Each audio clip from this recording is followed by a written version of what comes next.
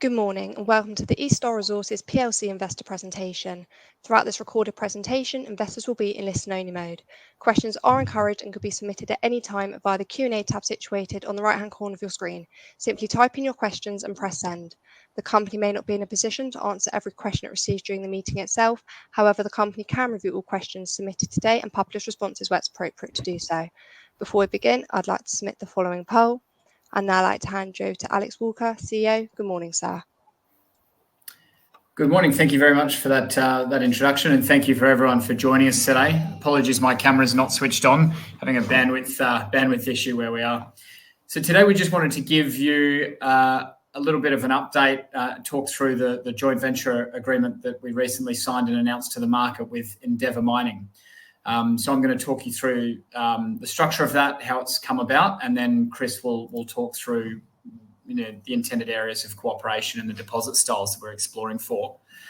Just a little bit of a reminder as to why we're in Kazakhstan, and I've updated this slide from our last presentation, albeit they're both particularly prevalent. But I was having a discussion with people recently about why Kazakhstan in terms of operating both from an above ground and a below ground risk. And obviously we understand the geological potential of it, but our view is also very much that deposit in Kazakhstan should trade at a premium to a deposit to most other places in the world. And that's because of the operating costs in the jurisdiction. It's one of, if not the cheapest place in the world to dig a hole, essentially. And what we see is a number of operations which can operate, which would otherwise be marginal, potentially in some jurisdictions, but absolutely printing money in Kazakhstan. And that's one of the reasons why we're incredibly excited to work here. The rule of law is absolutely fantastic. And so, after they changed the mineral code in 2018, modelled off Western Australia's, we've seen thousands and thousands of applications go in for new licenses being awarded. And we've seen a number of major mining companies come into Kazakhstan in the last 4 or 5 years. Some of those are labelled below in terms of Ivanhoe Mines earlier on this year, Barrick last year, First Quantum last year, B2 Gold earlier on this year, Teck last year. And of course, now we can add Endeavour Mining to that as well, a top 10 global gold producer. On top of that, one of the world's largest gold mining companies, Zijin, just recently purchased a deposit called Ragaradok, which was owned by, or largely owned by, a Western private equity company called Resource Capital Funds. And that was purchased for $1.2 billion, which only closed last month. So it's really starting to hot up as an investment jurisdiction for production and exploration. So a little bit about the joint venture structure we recently signed. There's a couple of large areas of interest which we'll go into shortly. But in summation, eStar will be managing the joint venture. The first 2 years will be focused on project generation and initial exploration. So that has a proposed budget initially of $5 million. And we're working through Endeavour to figure out exactly how to allocate that budget, which will be approved by mid-December. On completion of that deal, of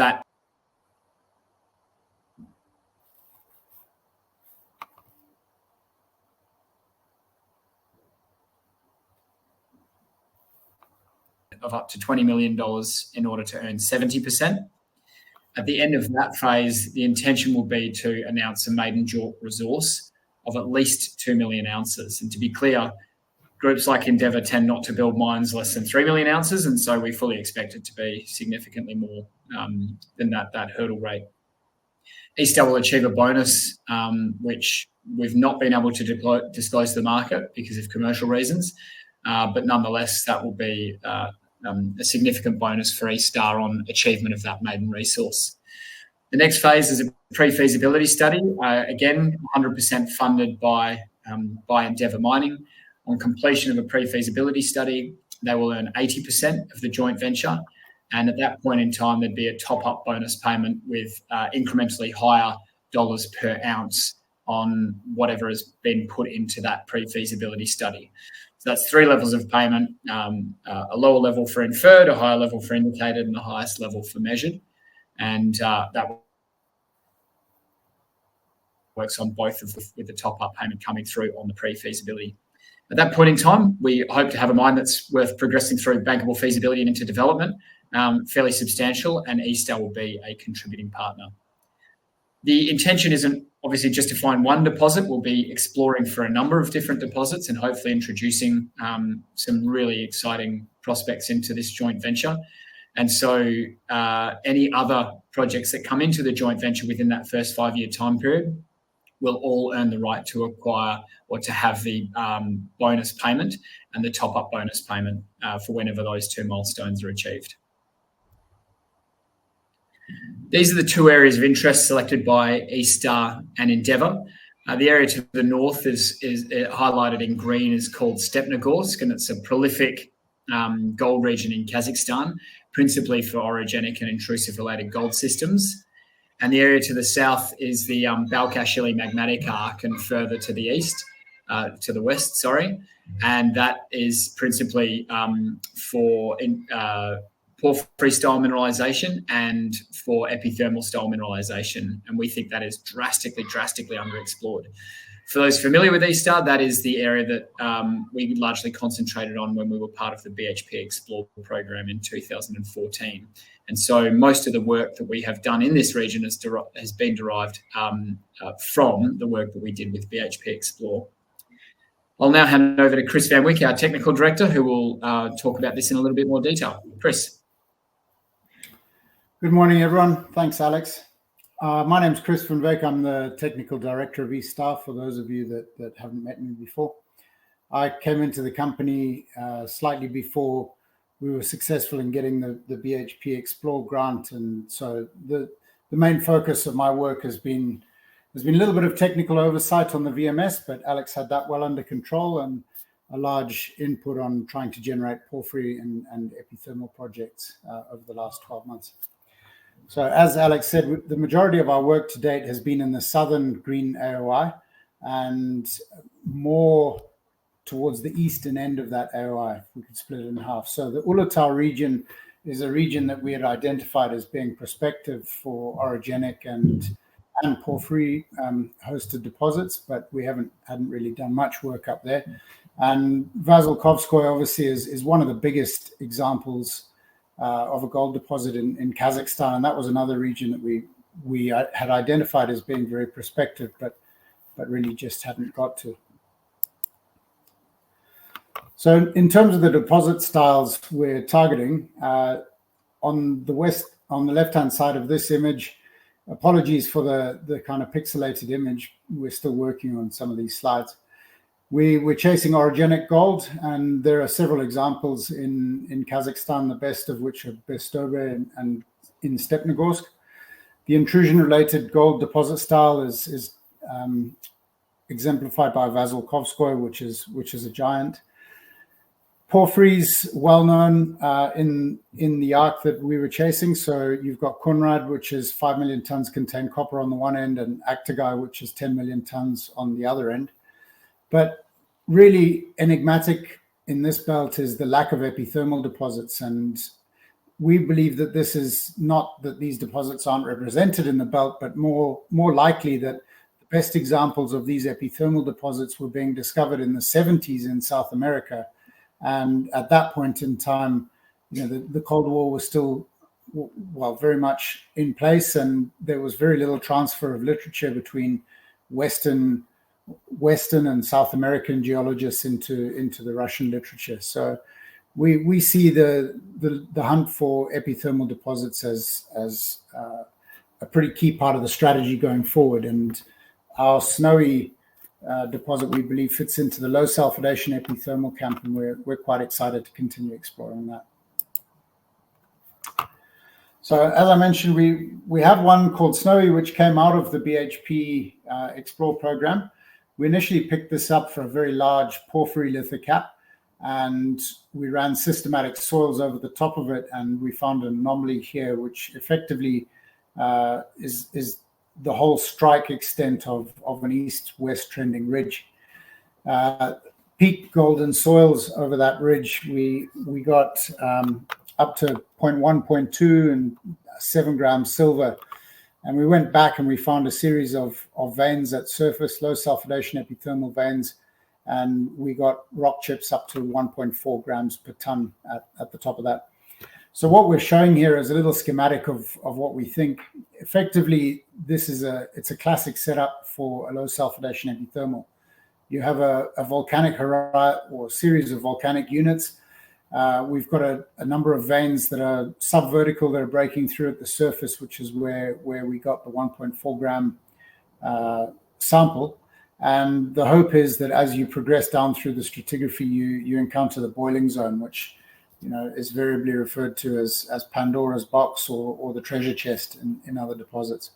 So the big examples of these are Pajingo in Queensland, Round Mountain in Nevada in the States. These are all supergiants, and yeah, we've certainly got the space to fit that in. Several kilometers of strike and highly anomalous rock chips at surface. So we've gone back and done more rock chipping across the top of that, and we should have results in the next couple of months.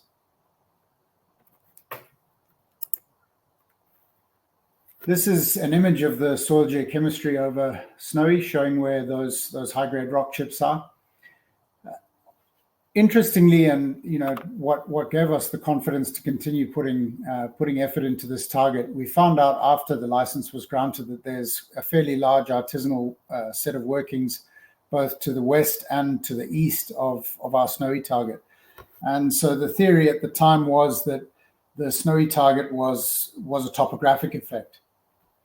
And that still may be the case in that both of these artisanal mines are in the lowlands, but there's certainly a series of structures coming through here which complicate the story. So it's probably not as simple as our initial hypothesis, but certainly, as we show in the deposit on the right, whose name we haven't yet found, the grades in these things can be extremely juicy if you get onto them. So, an ounce gold and 70 ounces silver is definitely worth chasing. Okay. I'll pass you back on to Alex, but suffice to say we're reasonably excited about the prospects going forward. Alex, over to you. Yeah, thanks very much, Chris. Look, I hope you can all appreciate that this is a fairly early stage in the joint venture agreement at the moment. eStar has been on the ground quite a lot this year. We've reviewed from last year's BHP Explore program where we had over 200 porphyry targets. This year we spent very much a significant portion of our time validating our priorities on those on those targets. So we visited more than 25 porphyry prospects in the field, and we've applied for, as I've said in the past, we've applied for a number of licenses, and we'll be updating the market on those in the very near future.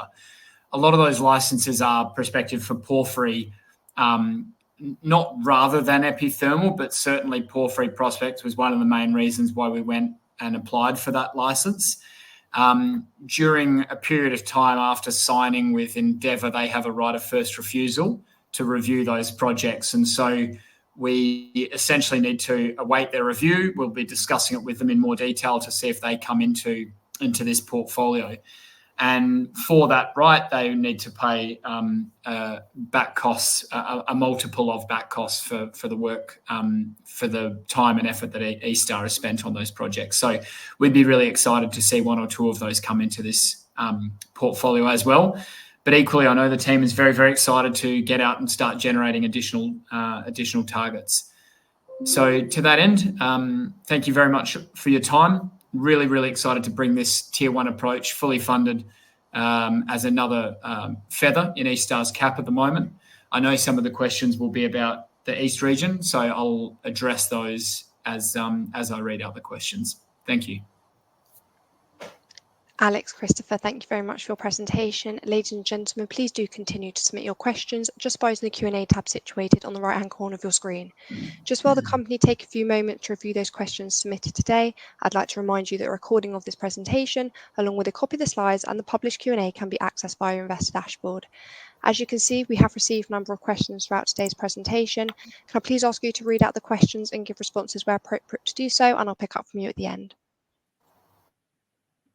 Thank you very much. The first question is, could you give us an idea of the key milestones for eStar Endeavour joint venture over the next 6 months?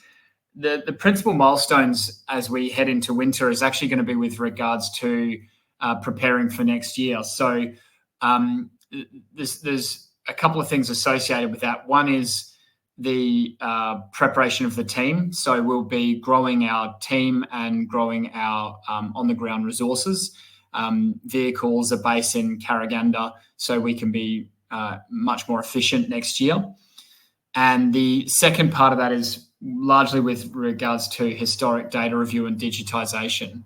So eStar has done an incredible amount of digitisation work over the 4 or 5 years we've been operating in Kazakhstan. But nonetheless, as we start to refine our focus, we would like to go back through old projects, which eStar has reviewed over its time, but now in the context of looking at different regions like Stepnogorsk, we'll be expanding our approach to those, and also additional data on the targets that we find exciting and we want to get on the ground and review next year. There is a lot of very, very interesting historic data from Soviet era mapping that we can really use to save money and time and refine some of these targets prior to getting on the ground and doing ground truthing, and then the work that's required to turn it into a drill target. Will management now be focused mainly on the joint venture, or will work on other projects equally? How do you rank the potential catalysts within the next 12 months to be for the 3 projects? So I guess we're going to allocate management time appropriately. I'll give you a good example. So certainly in my perspective, and I believe Chris's at the moment, Chris will be almost entirely focused on this joint venture. He's been the main driving force of the team in generating porphyry and epithermal targets and getting into the BHP Explore program off the back of that. And so that will principally be his focus. My focus as CEO is a bit more holistic, and it's opportunities, the best opportunities for the company that will provide value to shareholders. So I expect to spend about roughly 20% of my time allocated specifically to this joint venture, albeit I'm sure there'll be a lot more if it comes to reviewing new projects and things like that as well. Tremaine, the same. Tremaine will be relatively, our exploration manager, relatively focused on this joint venture. However, we plan on expanding the joint venture team specifically, and therefore he can still allocate himself enough time to cover off on the East region as well.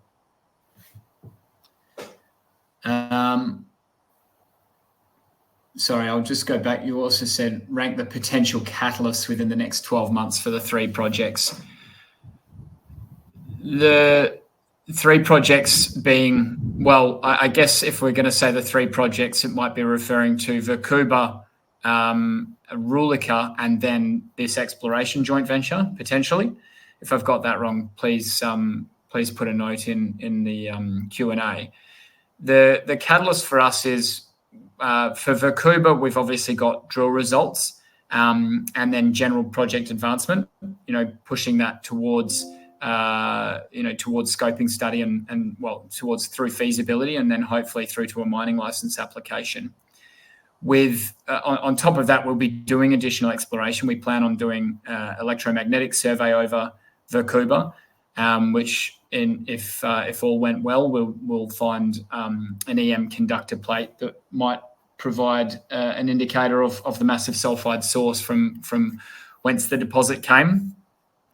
The same for Rulika. We've been reviewing the Rulika data. We've been provided that data to an independent group, such as we did with Verkhuba initially.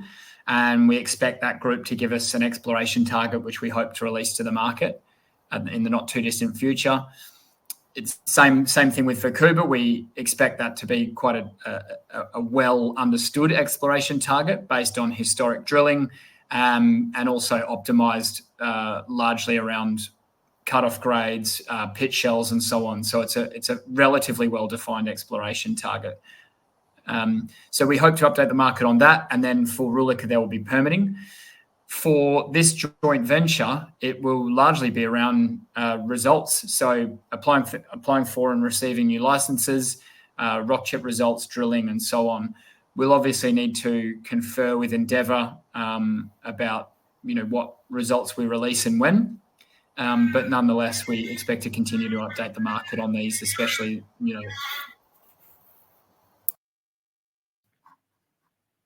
Sorry, muted and then unmuted.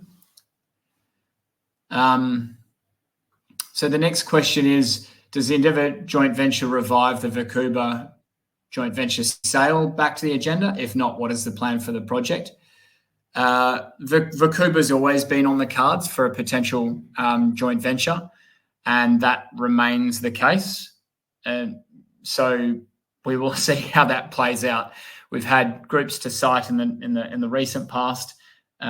So if that turns into something meaningful, well, the market will be the first people to know about it once something is signed. But notwithstanding that, we believe the project is still worth spending money on, and so we'll continue to progress it with our own funds until such time as a good value deal presents itself.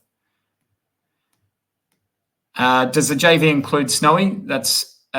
Snowy is a license that makes up part of the right of first refusal for Endeavour. So we will wait to hear from them as to whether or not they would like to exercise that right and pay the appropriate back costs. In the VMS drilling update, it was noted that mineralisation was observed in all holes. Is there an updated timeline?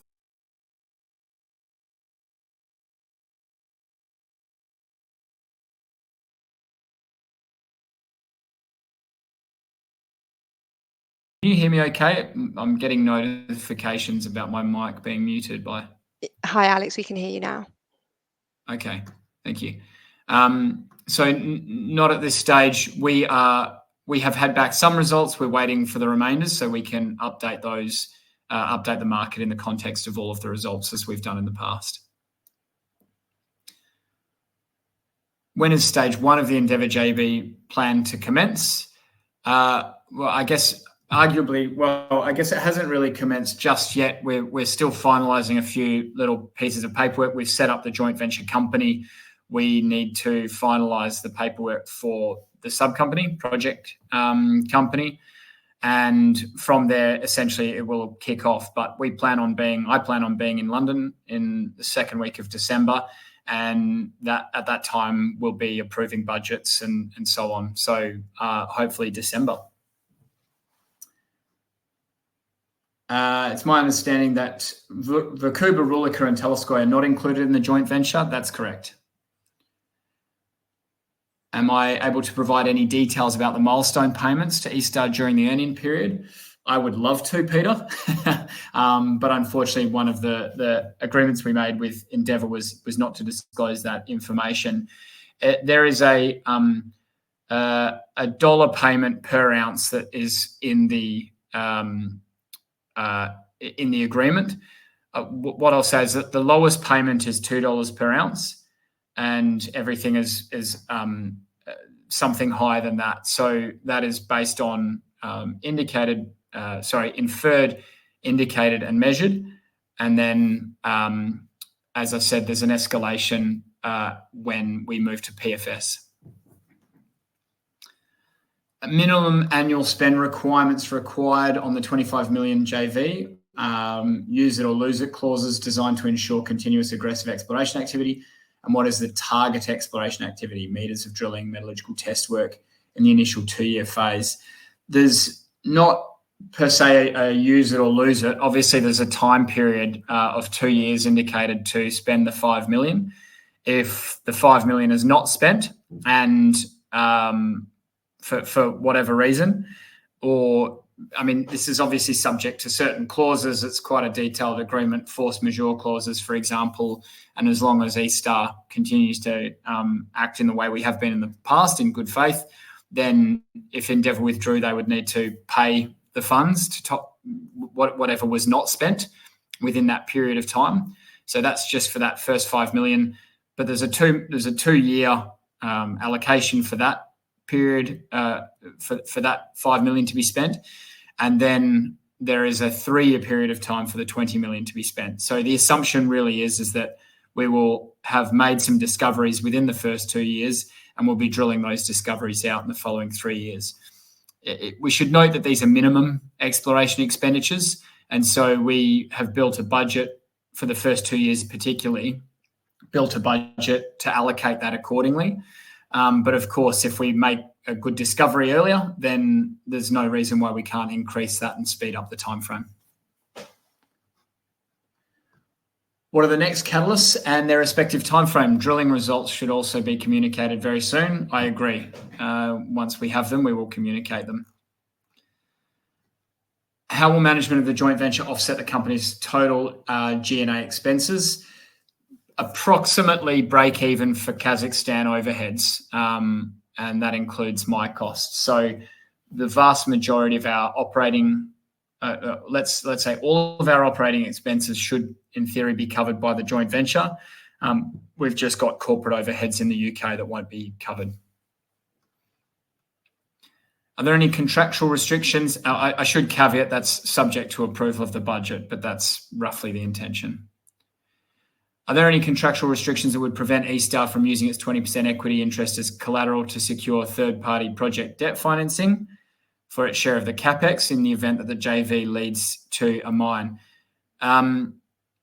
We can't encumber our 20%, but we can match the whatever is being provided by Endeavour. So typically a mine wouldn't be built, it would be built as project finance. So in the instance we are participating in that 20%, you might say that it will be built with 70% debt and 30% equity. If that 30% equity was then allocated proportionately, if it was I'm going to use a low figure, but it's simple. If it was 100 mil capex, 70 million would be debt, 30 million would be equity, and therefore we would have to pay 20% of that 30 million, so $6 million in equity. But essentially the 70 million in debt would cover both parties for the project build. So that's how we typically envisage these things to be done. But that'll be a nice problem to have when we cross that bridge. Are you planning on raising funds for further exploration in the EST-owned tenements? How will you prioritise between the Endeavour targets versus the EST-owned ones? I'll start with the second part first. I don't intend on prioritising either. I intend on building out the exploration team to ensure we can execute both in the most efficient manner. The fact that we don't need to pay out of our own pocket for the joint venture is a massive benefit in terms of staffing. So we just need an approved budget, and then eStar will manage the staff accordingly. But with regards to the East region, yes, at this stage, we will need to continue to fund that as eStar, unless, again, we sign an appropriate joint venture or farm-in.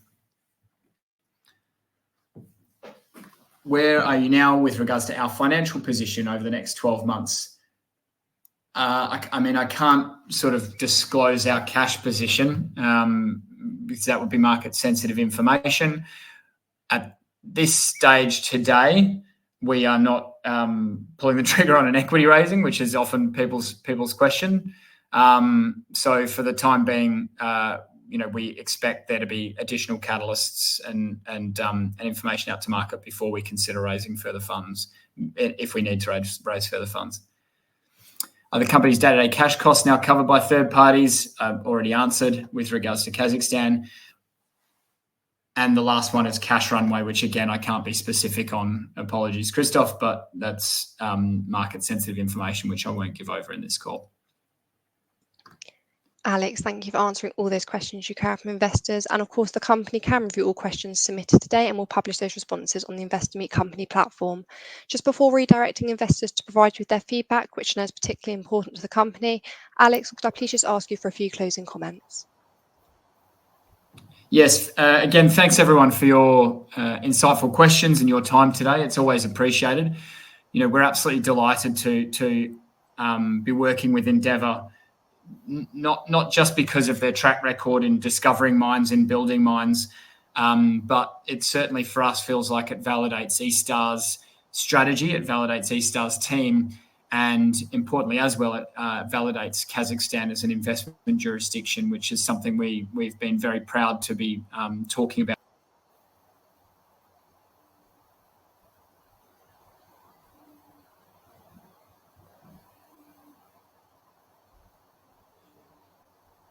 I'm really excited about what we can do as a result of this partnership over the next 12 months, over the next 5 years, and hopefully we'll be well on our way to discovering a plus 3 million ounce resource.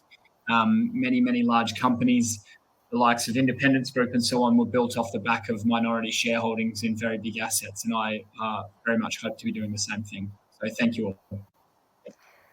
Alex, Christopher, thank you for updating investors today.